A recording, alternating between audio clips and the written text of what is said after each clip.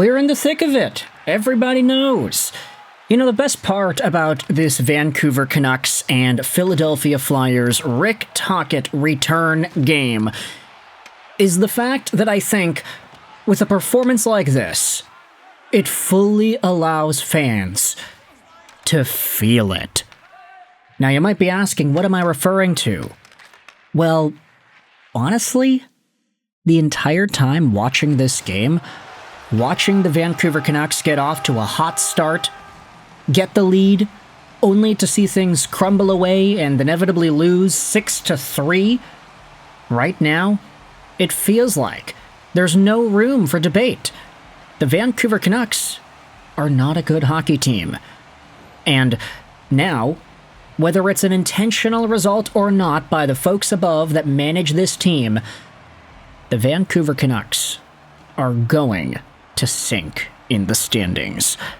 We spoke yesterday about how the win against Seattle propelled Vancouver from last place in the league to third last in the league. Not even second last. They were leapfrogging both Winnipeg and Calgary with the win yesterday.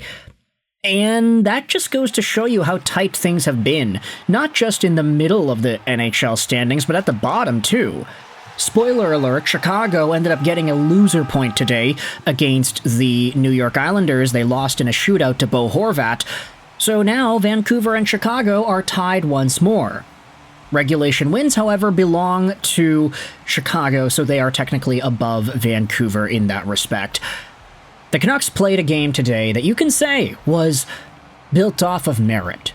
You can say that a lot of these guys put in effort. You can say that these guys tried. You can say that these guys were in it. They were emotionally invested.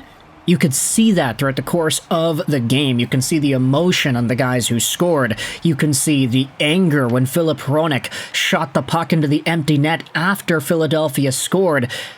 That's a guy who cares. All the young guys stepping in. Tom Willander, who scored a goal. After he scored, he looked pissed off. You can tell that guy cares. The Vancouver Canucks players, they care, all right. And that is absolutely admirable. But it does not change the fact that this coaching staff, that this selection of players, that this team is just not good enough. And that's fine. You see, there's been a lot of clamoring about from media members and fans as well in regards to the direction of the Vancouver Canucks. Conversations saying, hey, the Vancouver Canucks are losing games. That's what everybody wanted, right? They're losing games, they're getting a draft pick, that's the formula. But losing games is only one part of the equation, you see. Losing games can be an indicator that either A, you are tanking and you are rebuilding, or B, you're just bad. These two things can exist independently. And it's quite clear that the Vancouver Canucks are, sure, maybe they're retooling in a hybrid form, but that's not rebuilding. That's not going out there and putting their best foot forward to tank. That's not allowing this team to build itself up for the future in the best way, even though they are losing games. It's kind of weird because, like, yesterday I was like, yeah, you know, the Canucks are going to be winning some games here and there. No team goes 0-82. Even the worst of the worst tanking teams don't finish 0-82, so cheer for the wins while you can, if you're a Vancouver Canucks fan. But a game like this is another one of these contests where it becomes a lot more interesting to analyze the direction of the team and what their intention seems to be.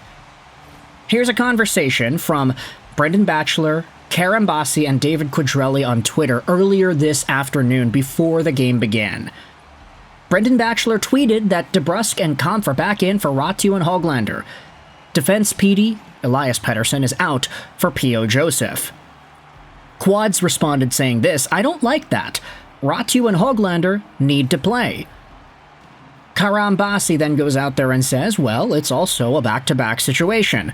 Having fresh legs is good. Who would you have taken out? Quads then says, I would have traded the UFAs last month so that my young players aren't sitting in the press box during a rebuild. And that ultimately is the sentiment that I think we can take from this contest. The fact that Vancouver is treating their hockey team like a team that is still contention-worthy, that is still trying to be in that mushy middle, that is still trying to dig themselves out of the hole that they have created for themselves, rather than fully committing to trading away the guys that are taking up roster spots from the young players and sitting guys like Ratu and Höglander in the press box. Yes, the result is what a lot of fans wanted to see. Another regulation loss, another 2 points out of their hands. But losses are just 50% of the equation. There has to be intention behind the losses. And obviously, I say intention behind the losses. You're not going to see Phil Hronek, Tom Willander, Elias Pettersson, Besser, Kane, or whomever. You're not going to see them throw a game. You're not going to see these guys go out there and play with the intention of losing. They're National Hockey League athletes. They're ultra competitive. They got to this stage for a reason. A lot of these guys grew up in minor, junior, major junior hockey as winners, and they want to continue winning. That is fine. But it is up to the management to put this team in the best or worst position to win, either now or in the long term, and it's been quite apparent that the Canucks want to focus on that long term. So what's going to help you doing that long-term winning? Sitting Nils Höglander? Sitting Aatu Ratu? Or continuing to give guys like David Kampf or Evander Kane or whomever else jobs on this squad that is so not ready to win right now? Let's quickly go over the goals. There were 9 of them, so we have a lot of activity, but the first goal of the game scored by David Kampf. Hey, what do you know? He went out there and scored his second on the year. Vancouver was off to a blistering start in this hockey game. All these shots, all this zone time, all this pressure. Drew O'Connor down low, ends up popping out to the left side, spins around, centers it, and Kampf in front gets it by Vladar. It is 1-0 Vancouver on their 8th shot of the game. At this point, Philadelphia had 0 shots on goal. So a tremendous opening few minutes for the Vancouver Canucks on the second half of a back-to-back. You didn't think it was going to last because, you know, second half of a back-to-back. And it didn't, because 9 minutes later you had Noah Cates going out there and tying things up 1-1. Puck gets played back to him down the wing. He walks in, shoots, and cleanly beats Thatcher Demko. No screen, no nothing. It just goes under the glove. 1-1 is the score. It then becomes 2-1 early in the second period. Carl Grundstrom crashes the net, and he has a really nice little intricate shot up and far side on Demko. It was a really nice tight shot, and that gives Philadelphia the lead here. The Flyers started to really pour it on in the second half of that first period, so all the momentum that Vancouver built for themselves was quickly withered away. Second period has another goal from Philadelphia too. It's Travis Konecny who makes it 3-1 Philly off of a really nice passing and shooting play by Philadelphia. Jamie Drysdale gets the puck at the blue line. He rips a slap shot right there onto the stick of Konecny. Psych, it's not a slap shot, it's a slap pass. Konecny is right in front of Demko. He takes a shot. Demko makes the save. The rebound comes back out to Konecny. He spins and scores while falling. Amazing how literally nobody was on Konecny for a good few seconds whilst the play was right in front of the Canucks. Total puck watching going on by Connor Garland, Marcus Petey, and Tyler Myers, who are not on the guy in front. Drew O'Connor made things interesting at the start of the third period, getting his 10th goal on the season, assisted by David Kampf. It's Kampf who throws it towards the front of the goal. It takes a weird bounce, and O'Connor is there on the doorstep to bury it. But then, just a few seconds later, Bobby Brink, on a backdoor tap-in play, is able to bury a feed from Matvei Mishkov and give the Flyers a 4-2 lead. Yeah, it's another Vancouver defensive breakdown. Zeev Buium is the guy in the middle. He's trying to block the pass. It doesn't work. Owen Tippett then gets the empty net. Christian Dvorak gets an empty net. Tom Willander also scored in between those two, but he didn't really look all too happy about it. You can tell these guys are a frustrated bunch, which is good. It's good to know they care. But, yeah, no.